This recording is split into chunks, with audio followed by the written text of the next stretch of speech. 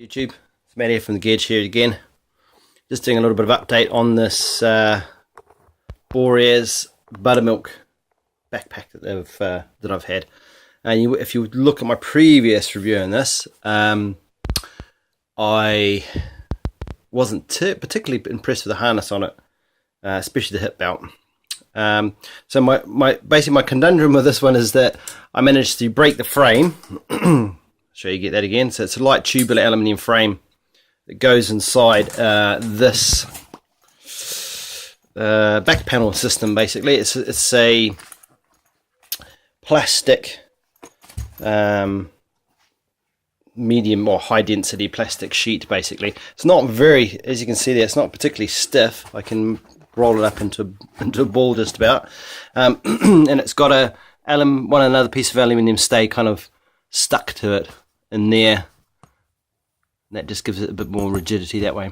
As you can see, they're trying to make it nice and light, and they've taken some perforations out of it. So what happens, you put that inside. That's the back panel. That goes down inside there, and then basically tensions that panel around the side of it. Now the problem with it was that I tried to bend the shape of it, because the shape has got a really funny back shape. It just doesn't fit my back, so I try to bend it as you do with most packs with an aluminium stay, and I managed to break it. Now I contacted Boreas through their email warranty thing, and it turns out they don't have any spares at all for this. So to me, that's a complete and utter failure as a company. That's just that's just ridiculous that you have a outdoor company that sells supposed to be outdoor equipment and it doesn't have any spares. They don't have any spares for that whole system, so I couldn't get a replacement even if I wanted to buy one. They were going, oh, it's under warranty, so they just offered me 40% off a new pack, which I just basically flatly denied. It's just a complete waste of time for me. So that's a mentality that I don't like, especially in this day and age. It seems everything is so disposable. Companies make things and 2 years later they don't have replacement buckles, so you have to take packs apart and stuff. Now, that being said, I like to fiddle with stuff, and I like to redesign things and take stuff apart and make them better. So I kind of put this at the side because I've been making a few bits and pieces. I've been making a down quilt for one of my mates and a tarp for him, so I've been sewing up a bit of a storm lately. So I didn't really have much time to think about it, so I kind of threw it to the back of the room and thought, right, what can we do to make this better? So what I did, because it was basically, I couldn't sell it because it was brand spanking new with tags that I got off the internet, off eBay, but I couldn't sell it because the frame was broken. So I decided, well, I can actually have a fiddle with it. Let's see if we can make it better. So what I did is, the major problem with this pack was the frame shape.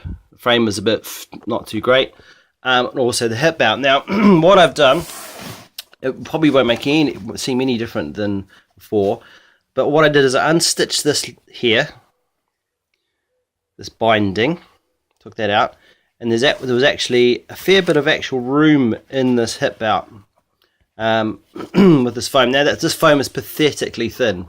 It's very, very, very thin hip belt, and if you can see this perforation piece in here that's sort of perforated and has corrugations in it, that piece there is actually glued with not very good glue to this backing foam, and that backing foam must be, oh my god, it wouldn't have been 3 mils, probably 3 mils would be generous.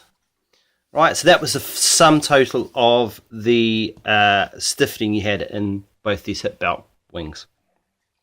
So what the problem was I was finding is that although this was really, really flexible and soft, it also meant that in here where your back was, when you put it on, you actually had a gap between your hips and the back of the pack. And this is actually something you see in a lot of packs that have a wide lumbar pad. So the lumbar pad's really wide, and then they sew the hip belt, basically, which is like a wing, onto the side of the pack like that. And what happens is, if you've got a narrow waist, your back goes up against there, and then end up with a big gap in between basically the back of your hips there. So that means it's not actually hugging your hips properly. So that's you find issues with it falling, sliding down your back and not holding the weight properly. So what I did is I said, I unstitched this, took it apart. It gives you an idea when you do this. I mean, I do this quite a bit with stuff as I take stuff apart and make it better. You find out how companies make stuff and they make shortcuts. And this one here, they did a few sort of sneaky things on how they sewed it together. So you can see by how they constructed it, how they saved time and the rest of it. So unstitched that, and then I actually put a piece of high density EVA in there, so you can see that's a lot stiffer than what it was. If you look at my previous video, it was like shoulder strap stiffness. You could roll it up into a ball basically. That's made a big difference on the low carrying capacity of it. I mean, I've put about 10 kilos in it, and it's made it so much better than what it was. The other thing I'm going to do, which I haven't got around to yet, is actually extending, sewing a pad on here that extends out to where this buckle ends. Because one of the biggest problems with this buckle too is because the hip belt ends here, this buckle is just basically digging into your hips. That's the easiest way to describe that, because it's got no padding on it. So, which is a bit stupid. So all I'm going to do with that, I'm just going to build a pad that's sort of this size, and then just sew it through here. There's enough gap there at the end there just to sew it. It's going to focus just to sew it on the end there. So I mean, you can even see that like how what they've done is they've just rolled over the fabric and sewn it. It's a pretty cheap way of doing it. So did that on both sides. So that's taken out that gap in the back there. It's made it stiffer. It means it holds better. It actually holds the weight onto your hips. So that's made a big improvement.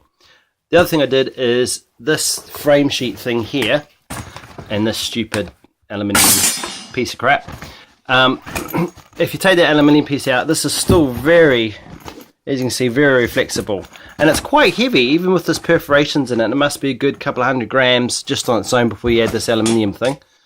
Alright, so all I did is I took some of the same sort of high density closed cell foam that I had in here and actually cut a back panel to go into it. Now, it's not made it super stiff, but it's made it a lot better than what it was. And what that also means is it tends to mold to your back a bit more because it's got a little bit of softness to it. It's, it's kind of like rigid, but it's also flexible. So again, that's made a lot of a difference as well, and that means the pack fits better to my back. So yeah, so still a few little tweaks to go. And the other thing is that obviously you still have that issue at the top here. So what I'm going to do with that is I am going to put a little flap or something in there. I haven't quite decided. Because I've kind of started down the road of modding it, might as well just carry on and keep doing it basically.